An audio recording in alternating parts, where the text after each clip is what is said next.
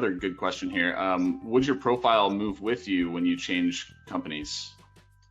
Yes, we advise our clients and partners that any human being that takes the self-assessment and that profile is theirs, it's their right. Now, we can't force our clients to do that, but every employee, this is a gift of self-awareness. This is a great employee experience, right? And a great candidate experience. So many times companies don't give the assessment results or output to candidates.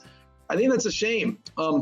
Since we do pass all the adverse impact certifications and studies, and we are technically validated as a science that proves to measure what it measures, we can't stop someone from suing you and says, hey, they used an assessment, that's why they didn't hire me, I'm suing.